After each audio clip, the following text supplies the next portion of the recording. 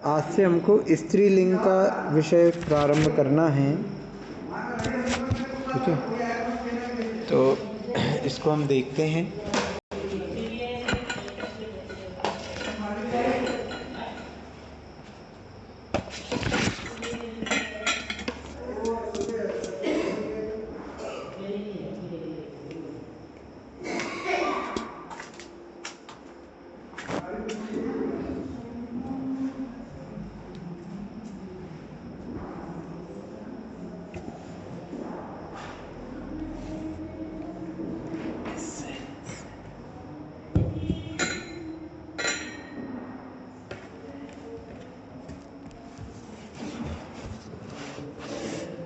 कल हमने सूत्र देखा था आश्रद्धा। आश्रद्धा हमने 209 नंबर का सूत्र देखा था कल। इसके पश्चात अब हम श्रद्धा शब्द के रूप चलाते हैं। ठीक है, रंभा शब्द के रूप चलाते हैं। रंभा, रंभा ठीक रहेगा। तो प्रथमा विभक्ति में क्या रहेगा? सी औजस, तो रंभाधन सी औजस। तो रंभाधन सी, ये स्थिति है प्रथमा का एक वचन। तो प्रथमा का एक वचन है, तो यहाँ पे सूत्र क्रमांक लगेगा 210। सूत्र क्रमांक 210। 210 नंबर का सूत्र क्या कह रहा है कि श्रद्धा या सिरलोपम, श्रद्धा या सिरलोपम। तो क्या कह रहे हैं कि श्रद्धा संज्ञा के बाद यदि सी आता है, अर्थात श्रद्धा संज्ञा किसकी है? हमने कल पढ़ा था स्त्रीलिंग के जो आकारांत शब्द हैं उनकी श्रद्धा संज्ञा है। तो श्रद्धा संज्ञा से परे जो सी होता है उस सी का लोप होता है। उस सी का लोप होगा, तो सी का लोप हो गया तो क्या बचा? रंभा अकेले बचा। तो रंभा का प्रथमा का एक वचन क्या हो गया? रंभा। सी का लोप हो गया। ठीक है, तो जो भी श्रद्धा संज्ञा वाले आकारांत स्त्रीलिंग शब्द हैं उनमें प्रथमा का एक वचन वो ही रहता है। अब द्विवचन में क्या होएगा? रंभाधन औ, सी औजस, औ द्विवचन में। तो रंभाधन औ, तो इसके लिए सूत्र आया 211। 211 सूत्र कह रहा है औरिम। औरिम, ये सूत्र क्या कह रहा है कि श्रद्धा संज्ञा के बाद यदि औ रहेगा तो औ के स्थान पे क्या हो जाएगा? ई हो जाएगा।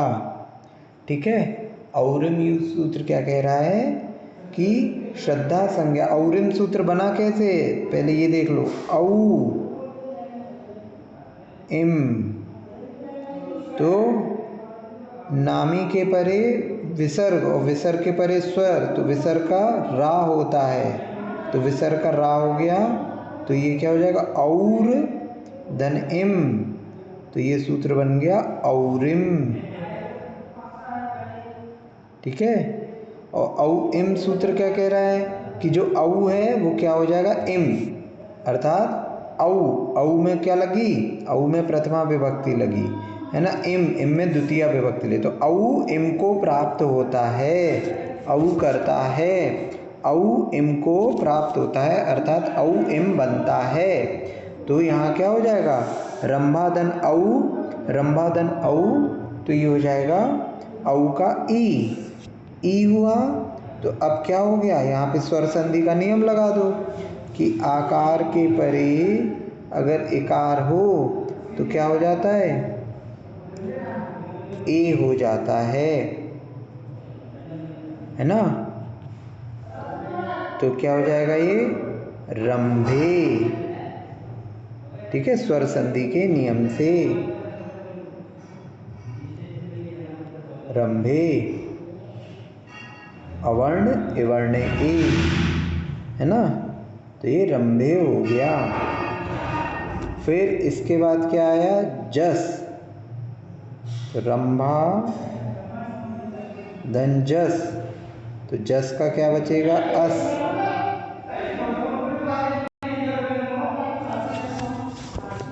रंभा का बचा अस।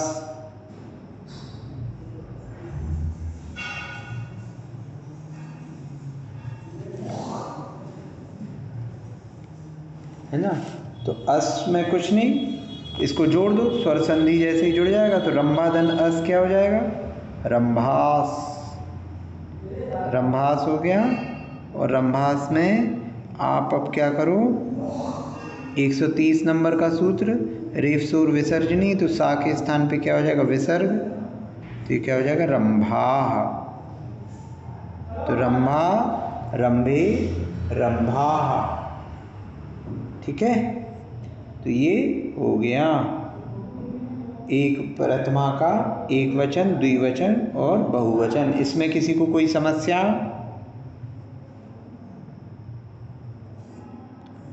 ठीक है, आगे चलते हैं।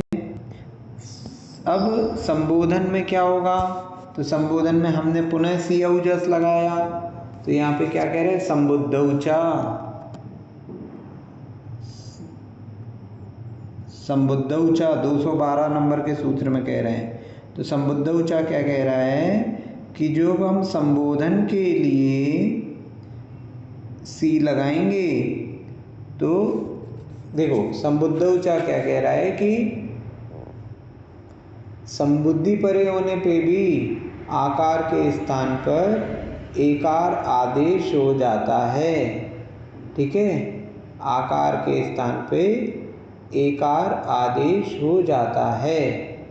ठीक है, तो यहाँ पर भी क्या हो जाएगा, यहाँ पे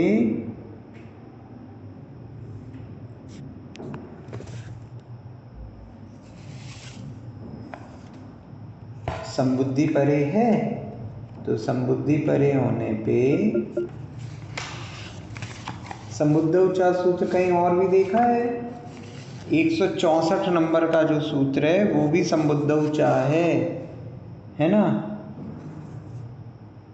तो लेकिन दोनों के अर्थ अलग अलग हैं, क्योंकि चा से क्या हो रहा है, ऊपर वाले को लेते हैं। ठीक है, तो देखो यहाँ पे 3 सूत्र लगेंगे, 2 सूत्र लगेंगे, सॉरी। संबुद्धौचा सूत्र क्या कह रहा है 212 नंबर पे कि यहाँ पर संबुद्धि अगर परे हो तो आकार का क्या हो जाएगा, एकार हो जाएगा। ठीक है, तो यहाँ क्या हो जाएगा, ये रंभा के स्थान पे रंभे हो जाएगा 212 नंबर के सूत्र से। और जो सी है, सी का लोप होगा। सी का लोप किस सूत्र से होगा, तो सी का लोप होएगा आपका 134 नंबर का सूत्र। देखिए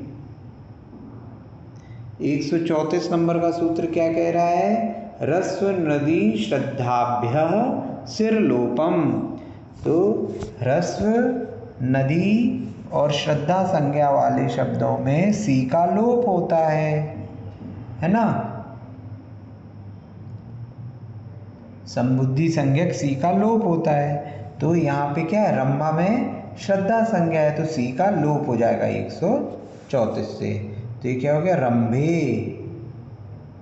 ठीक है, तो हे रंभे संबोधन का एक वचन। ये समझ में आया?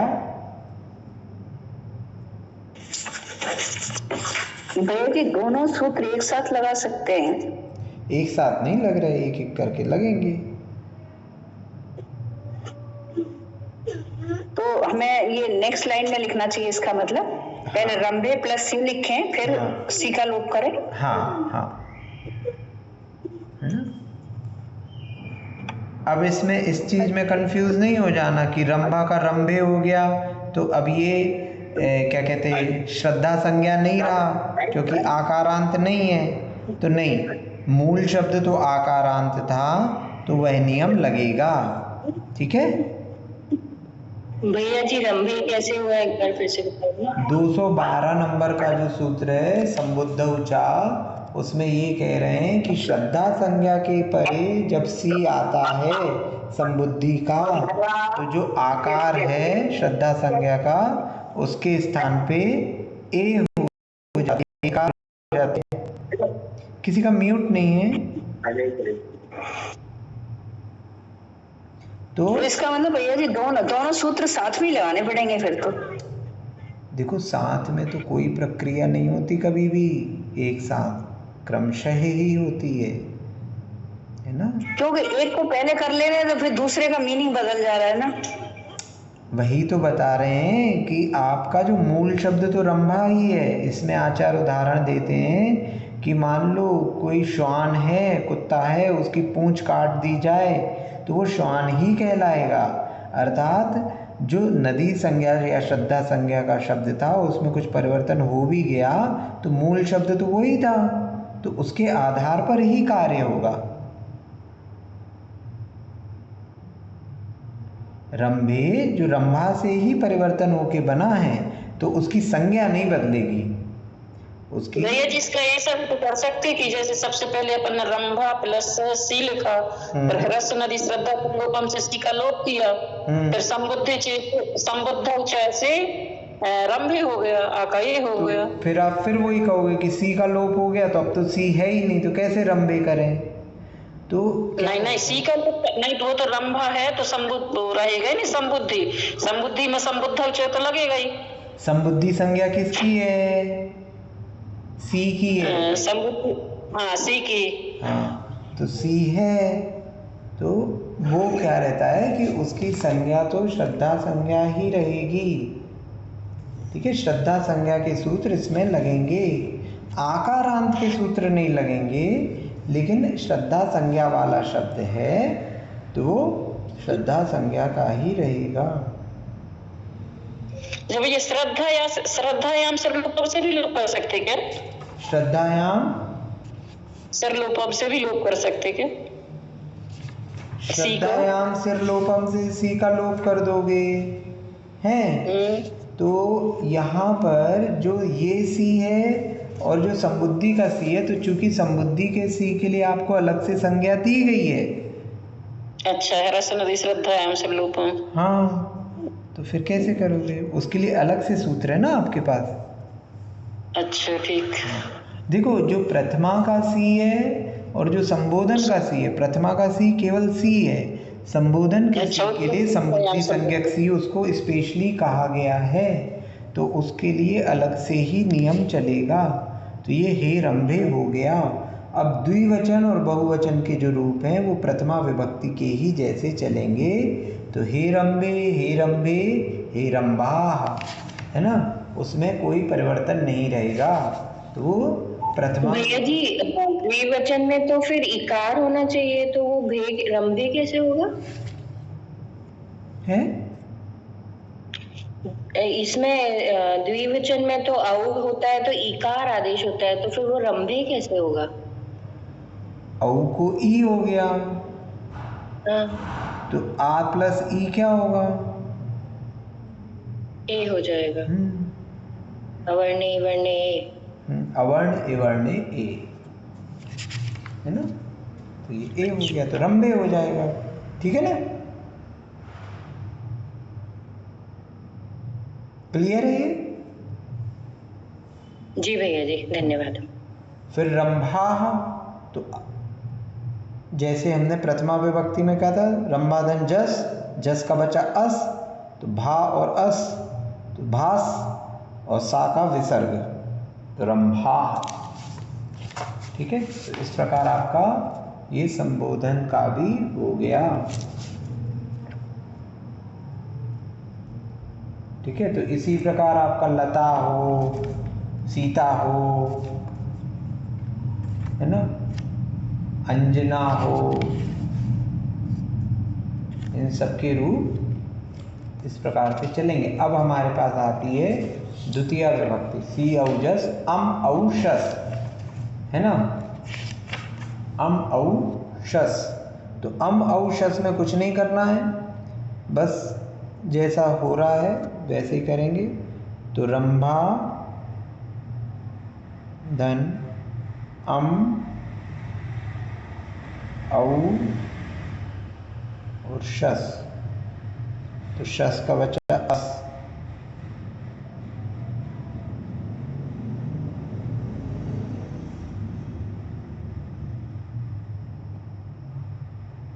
तो रंभाधन अम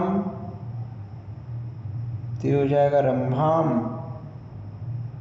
औ तो औ जैसा द्विवचन में प्रथमा के में हुआ वैसे ही हो जाएगा रंभे, ठीक है, और शस, तो ये यहाँ पे अस जुड़ेगा तो ये क्या हो जाएगा रंभास, और रंभास हुआ तो रंभास में 130 नंबर का सूत्र रेफ शोर विसर्जनी लग के रंभाह, रंभाम रंभे रंभाह। तो अम और शस इनमें तो आपका जो विभक्ति थी वही वाला सूत्र लगा, और इसमें 211 नंबर का सूत्र जो पहले लगा था वही लग गया औरिम, तो औ के स्थान पे ई, तो रंभे जैसे पूर्व में प्रथमा के द्विवचन में हुआ है वैसा ही होगा, ठीक है। तो रंभाम रंभे रंभाह, क्लियर है। द्वितीय विभक्ति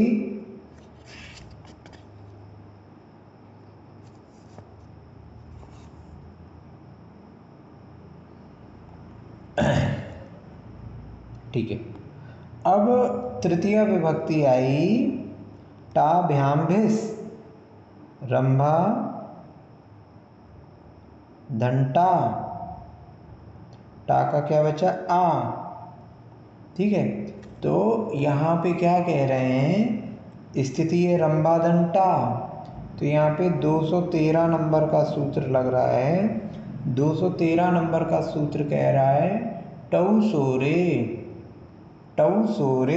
पहले इस सूत्र की संधि कर लेते, संधि विच्छेद कर लेते। ये कैसे बना है, टा धन ओस,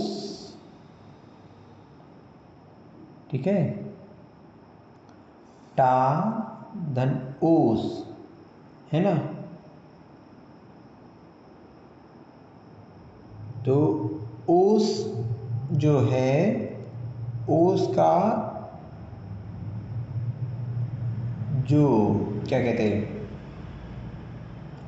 षष्ठी सप्तमी का द्विवचन होता है वो होता है, पहले इन दोनों की संधि हो जाएगी टा और ओस की, तो टा और ओस की संधि क्या हो जाएगी, यहाँ पे ओकारे औ औकारे चा, ये सूत्र लगेगा तो ये हो जाएगा टऊ, है ना।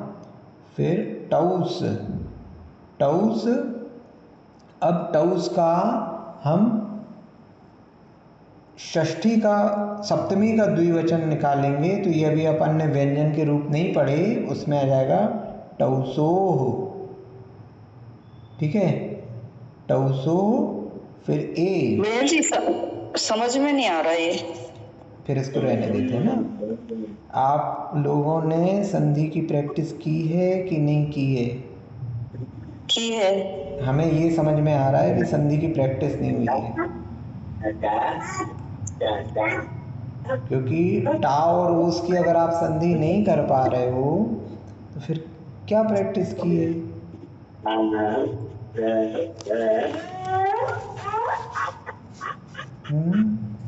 खैर कोई बात नहीं। रंभा प्लस टा, ये औ कहाँ से आगे बीच में? मैं क्या समझा रहा था अभी, मैं अभी ये समझा रहा था कि ये जो टऊ सोरे सूत्र है इसका संधि विच्छेद कैसे होता है।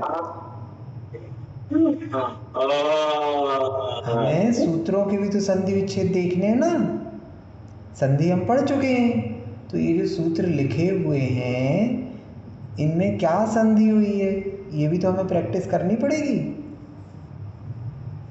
ठीक है, कोई बात नहीं।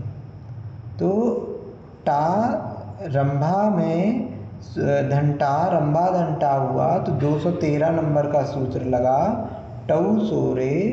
टऊ सोरे सूत्र से क्या कह रहा है कि टा या ओस, ओस कहाँ आएगा, ओस षष्ठी और सप्तमी के द्विवचन में आएगा। तो टा या ओस ये होने पर श्रद्धा संज्ञा के आकार के स्थान पर क्या हो जाएगा, एकार हो जाएगा, आ के स्थान पे ए हो जाएगा, ठीक है। तो आ के स्थान पे ए होगा कब, टा या ओस आने पे, मतलब 3 जगह पे होगा। टा आएगा तृतीया के एक वचन में और ओस आएगा षष्ठी और सप्तमी के द्विवचन में, ठीक है। तो यहाँ पर क्या हो जाएगा, रंभे धन टा, किससे, 213 नंबर के सूत्र से। आ के स्थान पे क्या कर दिया, ए कर दिया, तो आ के स्थान पे ए हो गया, तो इसके कारण क्या हो गया, रंभा के स्थान पे रंभे हो गया। अब रंभे धन टा, तो ये हो गया रंभे धन आ, टा के स्थान पे आ। अब यहाँ पे स्वर संधि लगेगी, रंभे धन आ, क्या हो जाएगा यहाँ, ए ऐ, ए के बाद कोई भी स्वर हो तो ए के स्थान पे क्या होता है, ऐ हो जाता है। ठीक है, स्वर संधि का नियम है आय आदि संधि में से। तो ये क्या हो जाएगा, रंभय, रंभय हुआ धन आ, रंभय धन आ, तो ये क्या हो गया, रंभया, तृतीया का एक वचन, रंभया, रंभा धन टा। 213 नंबर का सूत्र क्या कह रहा है कि टा या ओस आने पे श्रद्धा संज्ञा के आकार को एकार हो जाता है। तो रंभा का जो आकार है उसको एकार हो जाएगा, तो वो हो जाएगा रंभे। अब वो रंभे हो गया तो रंभे में टा जोड़ा, तो रंभे धन टा, टा के स्थान पे हुआ आ, तो रंभे धन आ। अब ए के बाद आ है तो स्वर संधि का नियम लगेगा ए ऐ, तो ए ऐ सूत्र क्या कह देगा, रंभा के स्थान पे, ए रंभे के स्थान पे रंभय, रंभय और आ, तो आ जोड़ा तो रंभया। ठीक है, इसी प्रकार जब षष्ठी का द्विवचन आएगा तो क्या होएगा, सूत्र यहाँ है तो उसको भी कर लेते हैं। रंभे, सॉरी, रंभा धन ओस है ना, जब स्थिति बनेगी रंभा षष्ठी और सप्तमी का द्विवचन, रंभा धन ओस, तो ये ही सूत्र क्या कह रहा है, यही सूत्र कह रहा है कि श्रद्धा संज्ञा के परे टा या ओस होने पे आकार का एकार हो जाता है, तो यहाँ ओस आ रहा है, तो ये 213 नंबर के सूत्र से क्या हो जाएगा, रंभे, आ के स्थान पे ए हो गया, तो रंभे धन ओस, रंभे धन ओस, रंभे धन ओस हुआ तो ए के बाद ओ है ना, तो यहाँ पे आपका ए ऐ ये सूत्र लग गया, तो ये हो गया रंभय, रंभय धन ओस, रंभय धन ओस, तो ये क्या हो गया, रंभयोस, और रंभयोस हुआ तो रंभयोस का क्या हो जाएगा, 130 नंबर सूत्र लग के अंत के सा का क्या हो जाता है, रेफ शोर विसर्जनीय, अंत के सा का विसर्ग हो जाता है, तो रंभयो। ठीक है, तो षष्ठी और सप्तमी का द्विवचन क्या हो जाएगा, रंभयो। रंभा धन ओस, 213 नंबर सूत्र कह रहा है श्रद्धा संज्ञा के परे टा या ओस आने पे श्रद्धा संज्ञा के आकार का एकार हो जाता है, तो रंभे हो गया रंभा के स्थान पे। अब रंभे धन ओस हुआ तो ए और ओ का योग हो रहा है, तो यहाँ पे सूत्र लग जाएगा ए ऐ, ए ऐ सूत्र लगा स्वर संधि का, तो रंभय धन ओस, रंभय धन ओस, तो ये हो जाएगा रंभयोस, रंभयोस हुआ 130 नंबर सूत्र से, फिर सा का विसर्ग हो जाएगा, तो ये हो गया रंभयो, रंभयो हो गया। ठीक है, तो षष्ठी और सप्तमी के द्विवचन में रंभयो हो। कहीं पे कोई प्रश्न? अब हमारा तृतीया का द्विवचन और बहुवचन बाकी है, तो टा भ्याम भिस, तो यहाँ पे कुछ नहीं करना है, रंभा धन भ्याम,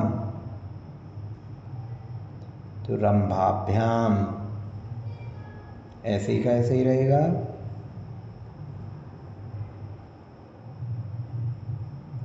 ठीक है, और भिस, तो ये भी रंभा धन भिस, तो रंभाभिस, रंभाभिस हो गया। अब 130 नंबर का सूत्र लगा दो, रेफ शोर विसर्जनीय, तो सा का क्या हो जाएगा, विसर्ग, तो रंभाभि, रंभाभि। ठीक है, तो यहाँ पे क्या हो गया, टाभ्याम भिस, तो रंभाभ्याम रंभाभि, तो तृतीया विभक्ति क्या हो गई, रंभया रंभाभ्याम रंभाभि। यहाँ तक क्लियर है? कोई प्रश्न किसी का? प्रथमा विभक्ति, संबोधन, द्वितीया विभक्ति और तृतीया विभक्ति में।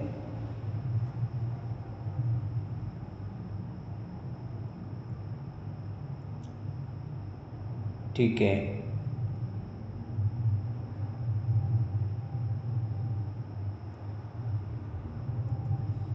अब देखिए, चतुर्थी विभक्ति, पंचमी विभक्ति, षष्ठी विभक्ति और सप्तमी विभक्ति, इन सब का एक वचन। अब देखो, अभी हमने क्या क्या कर लिया, आपका प्रथमा का तीनों हो गए, एक वचन, द्विवचन, बहुवचन, द्वितीया के तीनों हो गए, है ना, तृतीया के भी तीनों हो गए। ठीक है, अब चतुर्थी, पंचमी, षष्ठी और सप्तमी,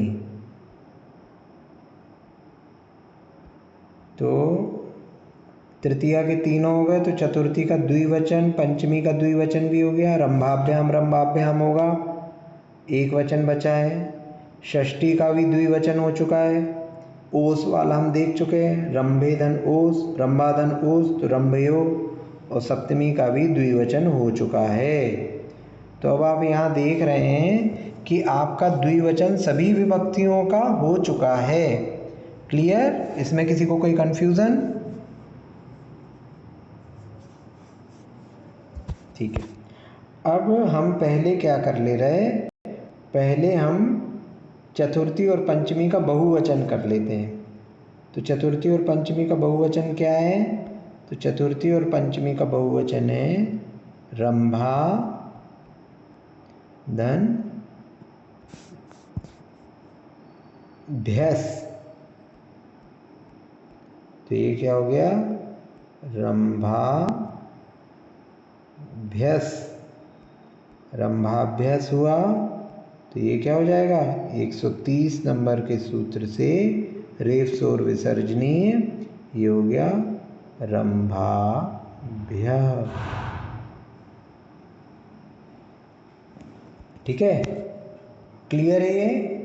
चतुर्थी और पंचमी का बहुवचन भ्यस, तो भ्यस ऐसे ही का ऐसे ही जुड़ गया और सा का विसर्ग हो गया, तो यहाँ आपका चतुर्थी और पंचमी का बहुवचन हो गया।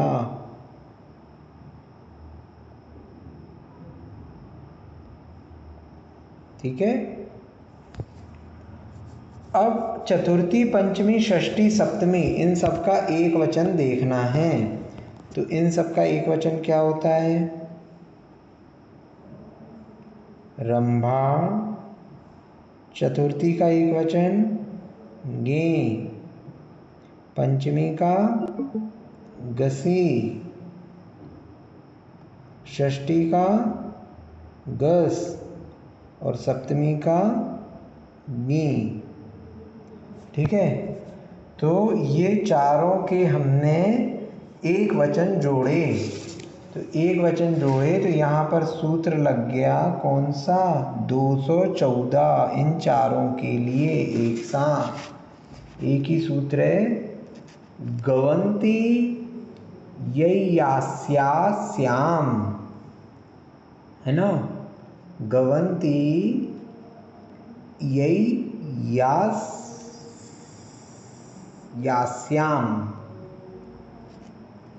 क्या कह रहा है ये सूत्र, यास यास याम, इसको अलग अलग देखें तो ये क्या कह रहा है कि गवंती जो ग आदि हैं, है ना, ग आदि कौन कौन से हैं, तो ये आपके चार जगह पे लगता है है ना। आप यदि प्रत्यय देखेंगे तो 4 प्रत्यय में आपके गा आता है, गे, गसी, गस और गी, है ना। जो पूरी विभक्तियां हैं आपकी सी औ जस वाली, उसमें 4 स्थानों पे गा का प्रयोग है।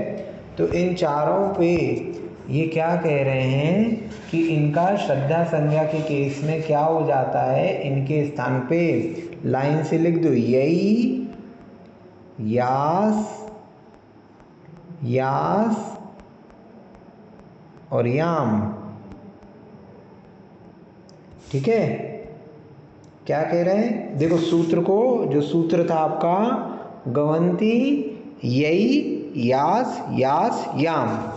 ठीक है, तो गा आदि को गवंती क्या हो गया, बहुवचन हो गया। तो गा क्या होता है, यही होता है, यास होता है, यास होता है, याम होता है। तो क्रमशः उन्होंने चारों के दे दिए कि गे के स्थान पे क्या हो जाएगा, यही, गसी का यास, गस का यास और गी का याम। कब, जब श्रद्धा संज्ञा होगी तो। ठीक है, तो अब इसका रिजल्ट क्या आ जाएगा, तो इसका रिजल्ट आ जाएगा आपका रंबाधन गे। तो रंबाधन यही, तो बस ये जुड़ जाएंगे, कोई संधि तो होनी नहीं है। रंभा यही, रंभा यास, रंभा यास,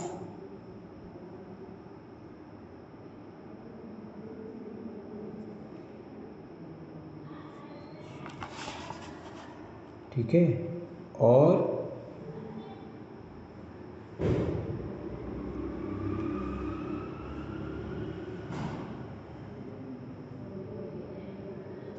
रंभा याम।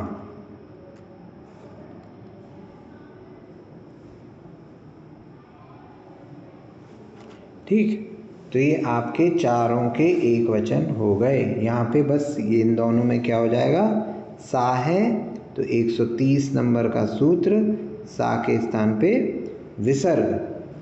तो ये 130 नंबर के सूत्र से ये रंभा या।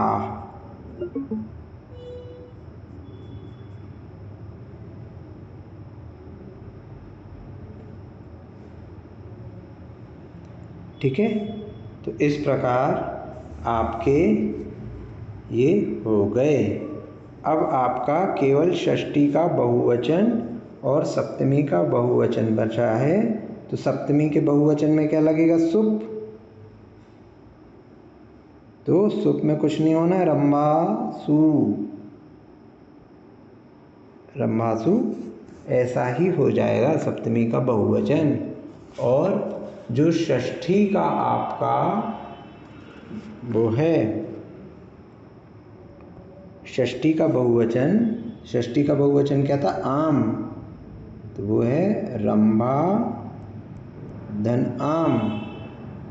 तो आमी चानु सूत्र लगा, आमी चानु सूत्र से ना का आगम हुआ तो नाम। तो ये क्या हो गया, रंभा नाम, रंभा नाम। अब चूंकि यहाँ पे रा है और फिर पवर्ग है, पाफा बाबा माँ, ये पवर्ग के हैं, तो ना के स्थान पे क्या हो जाएगा, णा हो जाएगा। तो यहाँ पे रंभाणाम हो जाएगा। बैटरी जा रही है, इसको हम कल देख लेंगे फिर से, आप लोग एक बार प्रैक्टिस कर लेना। ठीक है, और होमवर्क में आपको लता और सीता इन दोनों के रूप बनाने हैं, लता और सीता के रूप बनाने हैं पूरे। ठीक है, बोधि समाधि